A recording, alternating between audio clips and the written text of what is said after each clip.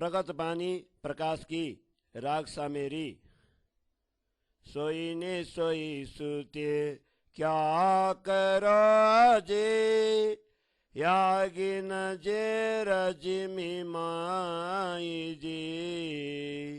जाग देखो आप याद करो, ये नींद निगल गई जीव की ताई जी।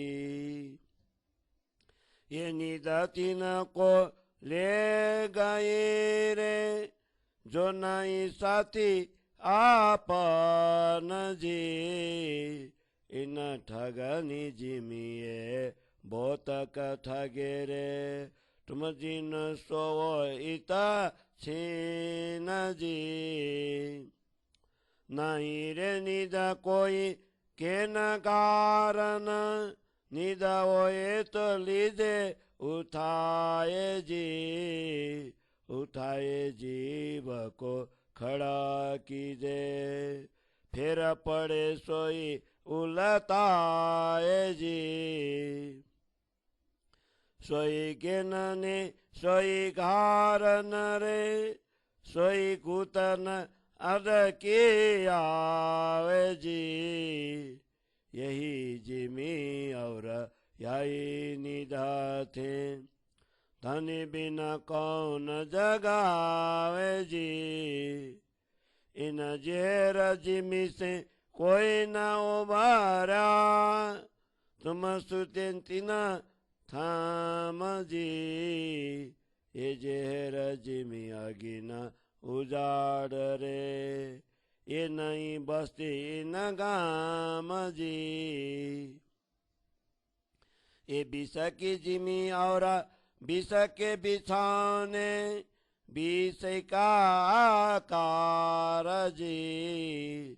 अस्तदात मिने सब बिस के, बिस का विस्तार जी। गुण पक इंद्री सब बिस के, बिस को सब आहार जी। आत्म निर्मल एक तन की, सो तो कहीं निराकार जी। विष की तलाई ने विष के वड़ना, विष पलंग दिया बिछाए जी। विष का सिरना ने विष का ओछाड़, विष पंखा विष बाए जी। जागते विष और सुपने विष रे, निद में विष निदान जी। बाहर का विष क्यों कर कहूँ रे, विष आदि बाया ज्ञान जी। बस्तर विष के भूषण विष के, सकल अंग विष साज जी।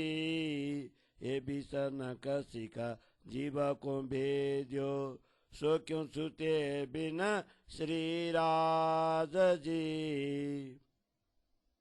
जोर कर तुम जगाओ जीव जी, नहीं सुते की या जी मी जी।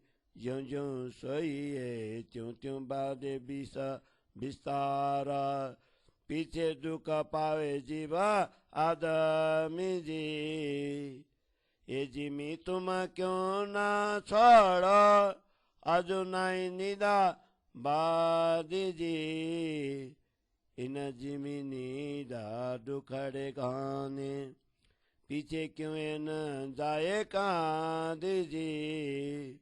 बहुत देखे दुकाने का वैसी, कांठे उठ तत्काल जी।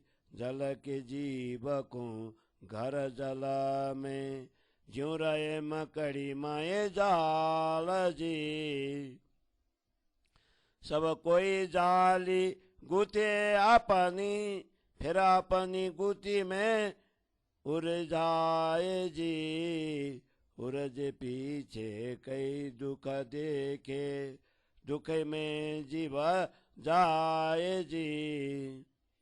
बहुत दुख देखे जीवा जाते तो भी गुथे जाली फेर फेर जी दोष नहीं नम कड़ी कारे इनका करा हुआ जाली अंधेर जी अपने घर इत नहीं साथ जी चौदह भवन में कीत जी ता कारण पीऊँ जी करे रे पुकार तुम क्यों सुते इत जी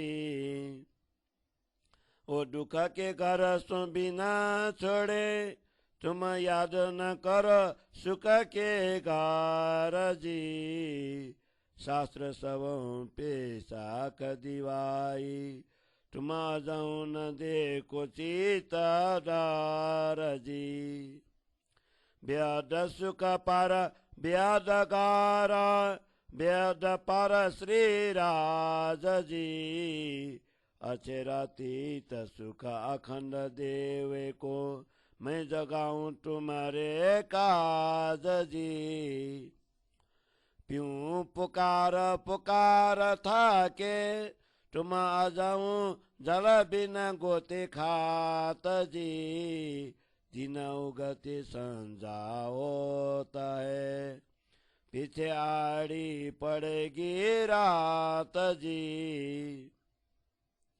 रात पड़ी तब कोई न जागे पीछे कोई न करे पुकार जी निशाए नींदा जोर बांधेंगी पीछे बढ़ेगा विस्तार जी संजा लगे धनी रे से साथ कारण तुम आ जाओ न नींद निवारो जी पहचान पीऊँ सुख लीजिए तुम अपना आप वारदार जी पुकार करते रात पड़ी प्यूं रात न रेसी निरदार जी जो दुश्मन तुमको भुलावता है सो तुम क्यों न करत विचार जी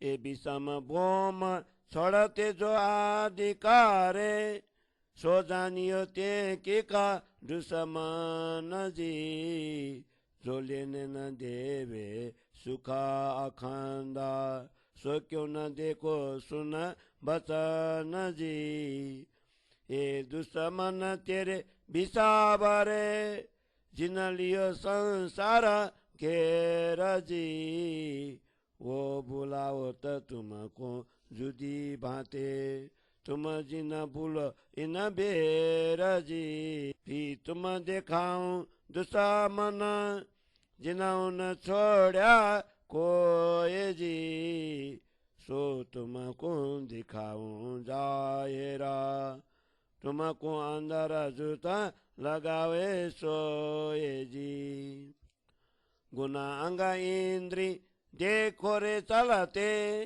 जो उलते लगे संसार जी यही दुश्मन विषय के आपने सो करत सिर पर मार जी तुम करो लड़ाई इन सो मार तुक कर दुश्मन जी फिर वा को उलटाए चेतन करो क्यों हो बे तुम्हारे सजान जी सन मंदी साथ को कहे बचन जीव को येता कौन काये जी हे वाणी सुन दिल करे क्यों वासना सोए विषम बोम क्यों राय जी छल की बोम को तुम समझत नहीं न सुनत मेरी बात जी जानत वो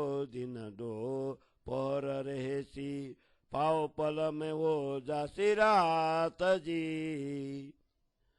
अब ही रात आए देखोगे उठसी अनेक अंधेरा जी जीव अंधेरा जब देख जसी तब आवसी विष के फेर जी। विष के फेर अनेक उपजासी कर्म केरा जे दुख जी। फिरसी फेर अनेक विध के कहूँ जीव को न होवे सुख जी। सुनियो जो तुम हो ब्रह्म सृष्टि के जिन आओ मैं रात जी। इन रात के दुख घन डोहेले पीछे उड़सी अंधेर प्रभात जी। दूर होसी इन रात के प्रभात रात छया क्यों न आवे जी। दुख की रात घन लागसी दोयली पीछे फजर मुख न दिखावे जी। माँ प्रलय होसी जवा लगा तब नो रेसी अंधेर जी। ता कारण प्यू जी करे रे पुकार जिन बुलई ना बेर जी। तारतम के उजाले करा रोशन कियो इन सूल जी। कई कोत ब्रह्मांड दिखाई माया पाया अंकुर पेद मूल जी। प्यूं पधारे बुलाओ ने तुमको जो ओट है ये चिपुकार जी। यूं करते जो नहीं मानो तो दुख पाए चलसी निर्धार जी।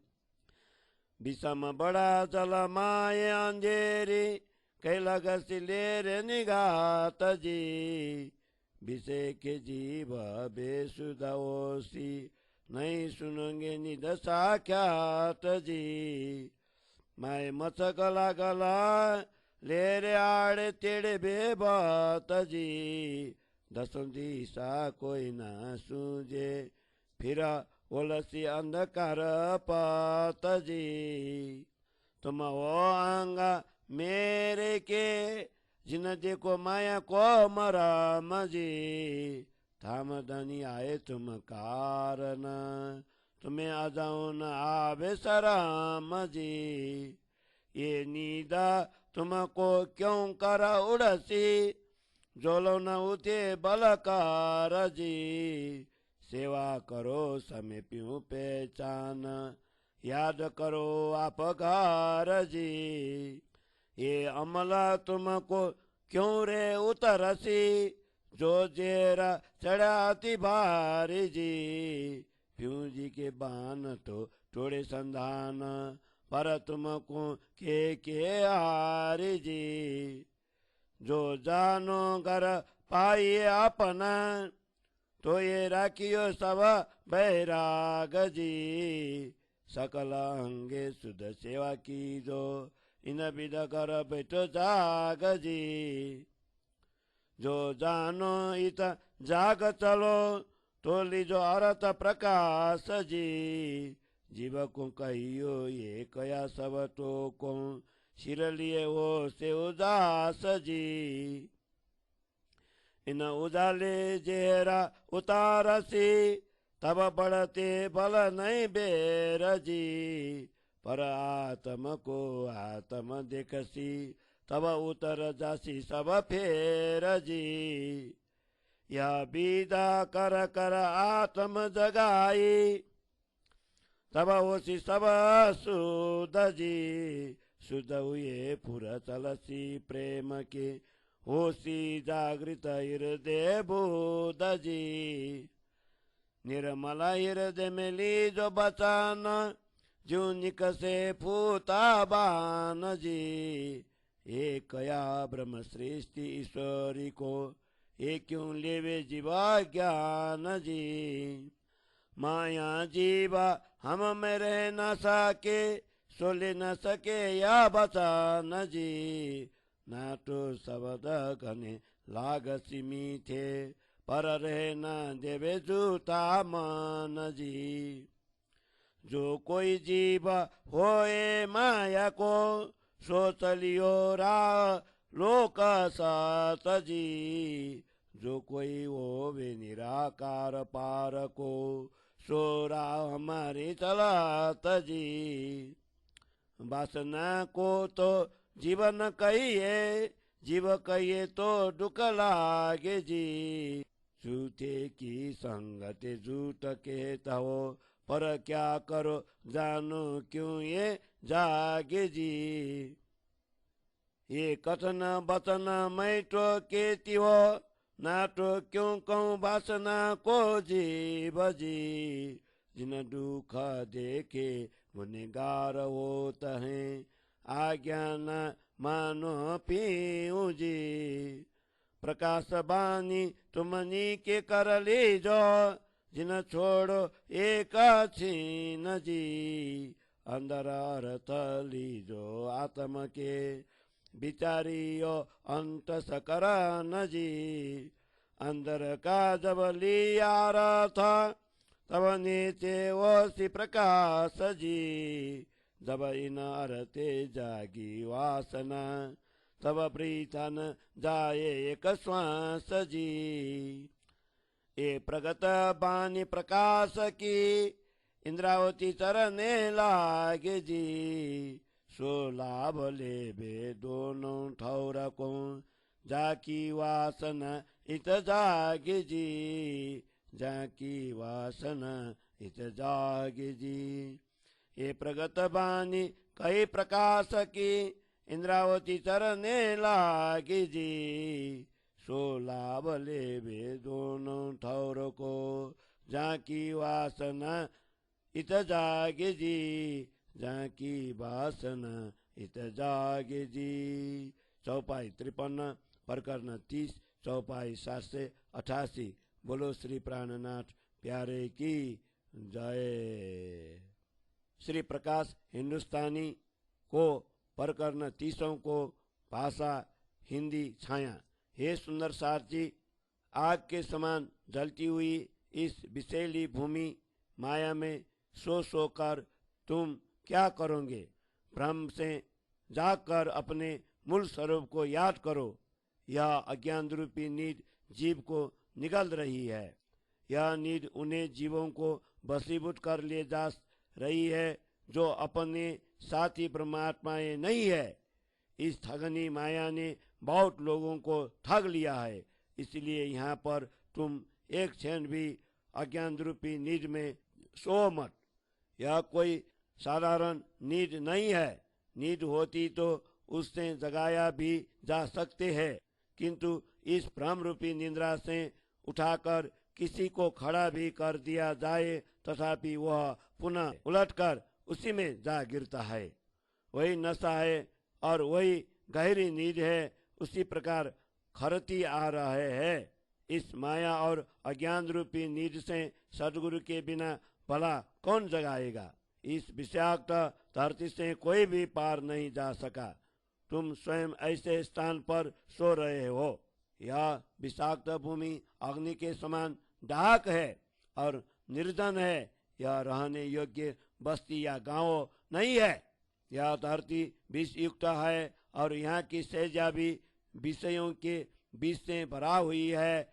उस पर सोने वाला हमारा शरीर भी विष का ही घर है। इसकी अष्ट धातुएं, 5 तत्व और 3 गुण पृथ्वी, जल, तेज, वायु, आकाश तथा सत, रज और तम ये विष से ही निर्मित है। इस प्रकार सर्वत्र विष का ही विस्तार है। इस शरीर के गुण, पक्ष, इंद्रियां सब विष की ही बनी हुई है। इन सब का आहार भी विष ही है। इनमें एक आत्मा ही निर्मल है और वह भी परम धाम से अवतीर्ण हुई है। उसे देख न पाने के कारण निराकार कह दिया गया है। विष का ही गद्दा है और ओढ़ना भी विष का ही है। पलंग भी विष का ही बिछा दिया है। तकिया भी विष का है और चादर भी विष की है। इसी प्रकार पंखा भी विष का है जिससे विषैली हवा आती है। जागृत अवस्था और स्वप्न दोनों में यह संसार विष से व्याप्त है। नींद में तो निश्चय ही विष ही है। अब बाहर के विष की क्या बात कहूँ। अज्ञान रूपी विष की आंधी सर्वत्र चल रही है।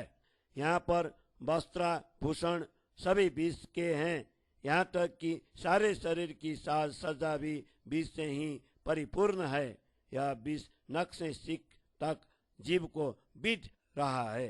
धामधनी श्री राजा जी के कृपा के बिना यह बीज कैसे छूट सकता है। तुम प्रयत्न पूर्वक अपने जीव को जगा लो। यह भूमि सोने के लिए नहीं है। इसमें जैसे जैसे सोते बेसुध होते जगाओ, वैसे वैसे ही बीज का प्रभाव बढ़ता जाएगा। बाद में मनुष्य का जीव इससे दुख पाएगा। बीज विषैली भूमि को तुम क्यों नहीं छोड़ते? अभी भी नीड का प्रभाव इतना अधिक नहीं हुआ है। इस मायावी नीड में बहुत से दुख है, फिर इससे किसी प्रकार निकाला भी नहीं जा सकेगा। माया को अधिक देखने से अनेक दुख प्राप्त होंगे, इसीलिए इससे तत्काल जागृत हो जाओ। जैसे जल के जीव का घर जल ही होता है, और जैसे मकड़ी अपने ही बुने जाले में फंसती चली जाती है। यहाँ पर सब जीव स्वयं अपना जाल बुन रहे हैं और पुनः अपने ही गुथे हुए बंधनों में उलझ जाते हैं। इसमें फंस जाने पर अनेक प्रकार के दुख भुगते देखते हुए अंत में दुख में ही प्राण निकल जाते हैं।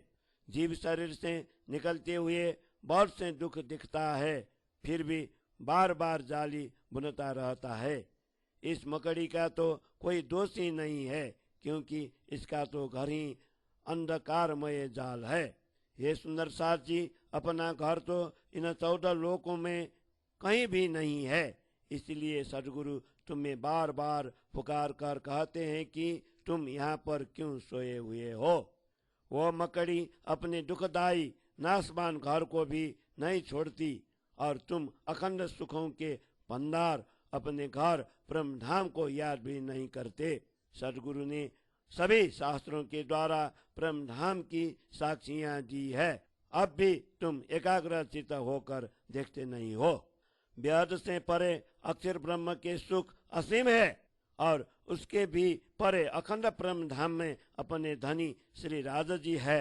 इन्हें अक्षराती धनी श्री राजा जी के अखंड सुख देने के लिए मैं तुम्हें तुम्हारी भी भलाई के लिए जगा रही हूँ। सदगुरु धनी तुम्हें पुकार पुकार कर थक गए। तुम अब भी बिना जल के ही इस भव सागर में गोते खा रहे हो। दिन उगते जन्म होते ही जीवन की संध्या आरंभ होती है, अर्थात जीवन का कोई भरोसा नहीं है।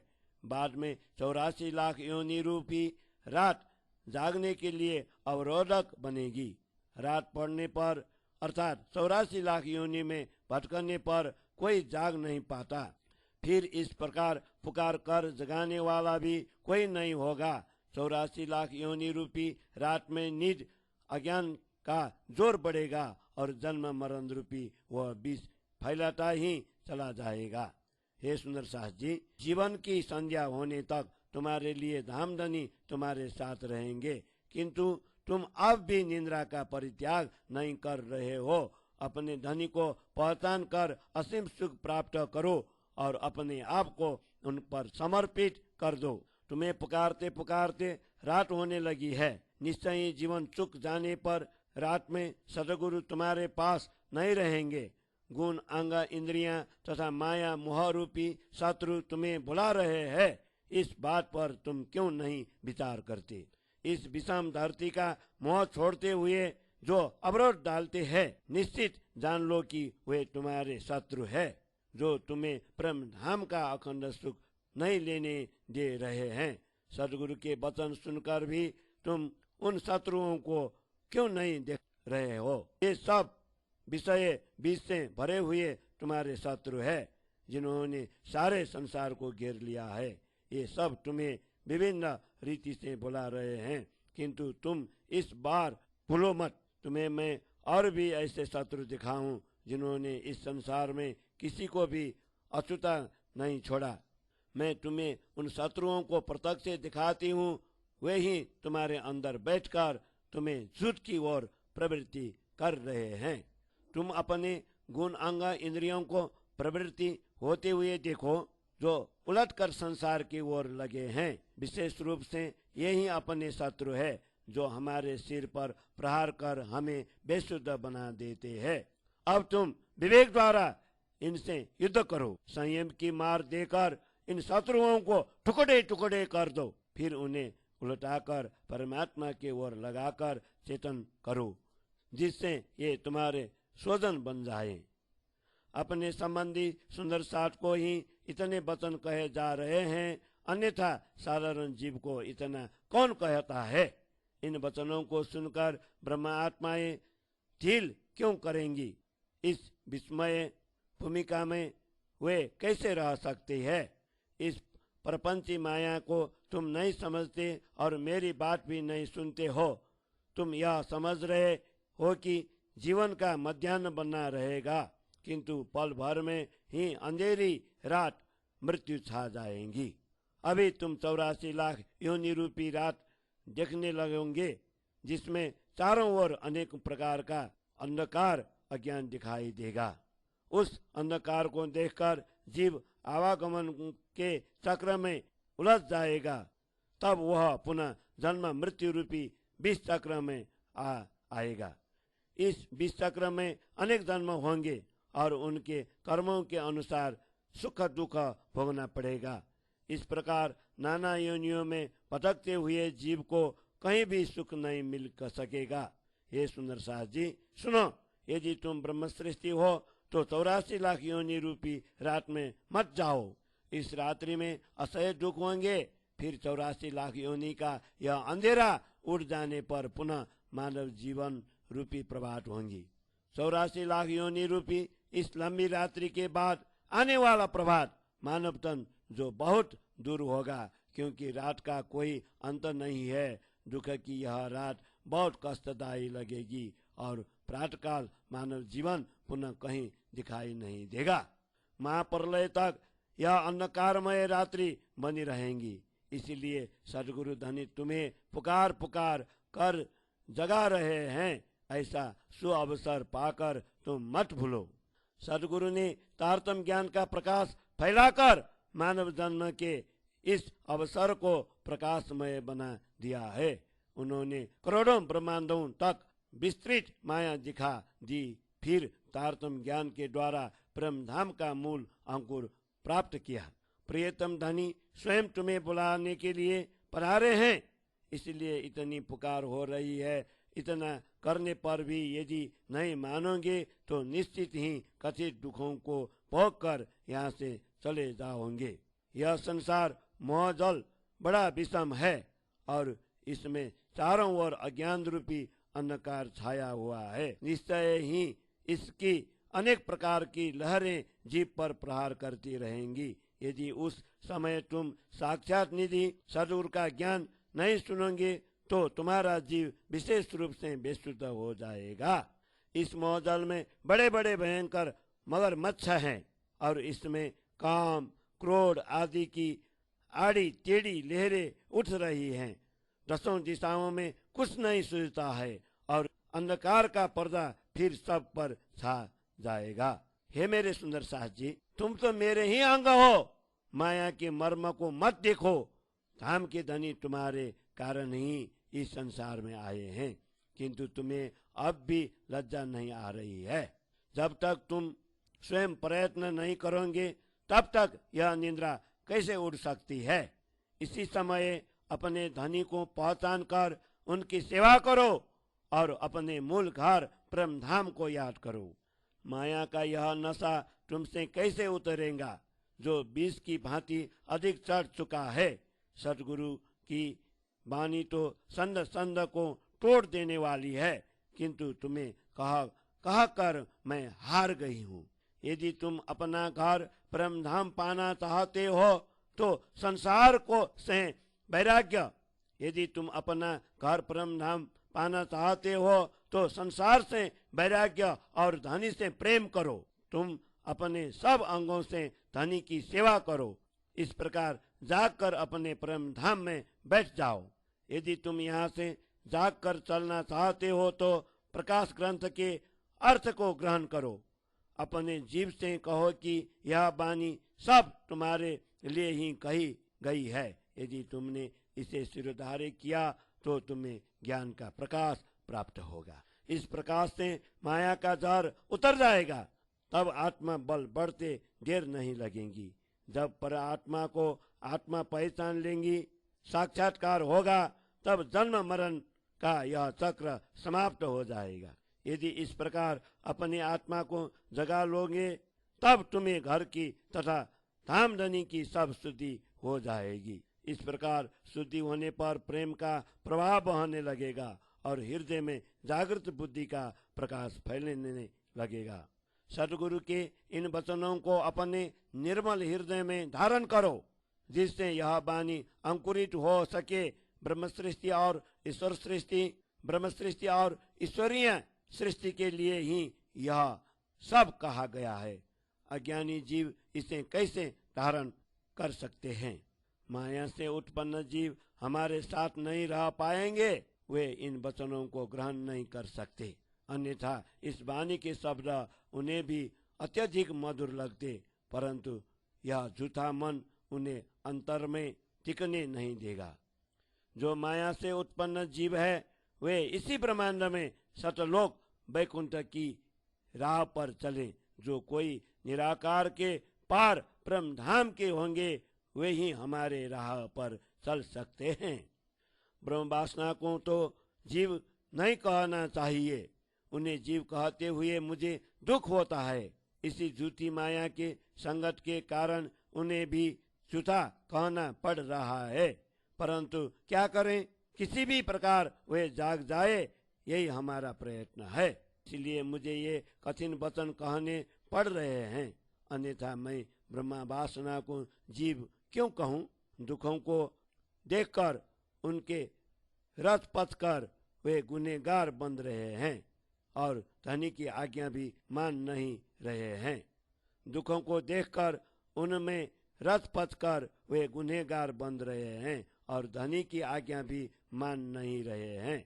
प्रकाश ग्रंथ की वाणी को तुम भली भांति ग्रहण करो, इसे एक क्षण के लिए भी मत छोड़ो। इसके द्वारा आत्मा के गुड अर्थ को ग्रहण करो और उसे अंतर मन में भली प्रकार विचार करो। जब तुम इस वाणी के द्वारा आंतरिक अर्थ ग्रहण करोगे, तब निश्चय ही अंतर आत्मा में ज्ञान का प्रकाश फैल जाएगा। जब इन अर्थों के द्वारा आत्मा जागृत हो जाएगी, तब एक श्वास भी व्यर्थ नहीं जाएगा। इंद्रावती सदगुरु धनी के चरणों में लगकर प्रकाश ग्रंथ की यह प्रगट वाणी प्रकाशित कर रही है। जिसकी आत्मा इसी संसार में जागृत हो जाएगी, वही संसार और प्रेम धाम दोनों स्थानों का लाभ प्राप्त करेंगी। वही संसार और प्रेम धाम दोनों स्थानों का लाभ प्राप्त करेंगी। श्री इंद्रावती सदगुरु धनी के चरणों में लगकर प्रकाश ग्रंथ की यह प्रकट वाणी प्रकाशित कर रही है। जिसकी आत्मा इसी संसार में जागृत हो जाएंगी, वही संसार और प्रेम धाम दोनों स्थानों का लाभ प्राप्त करेंगी। वही संसार और प्रेम धाम दोनों स्थानों का लाभ प्राप्त करेंगी। चौपाई 53 प्रकरण 30 चौपाई 788। बोलो श्री प्राणनाथ प्यारे की जय।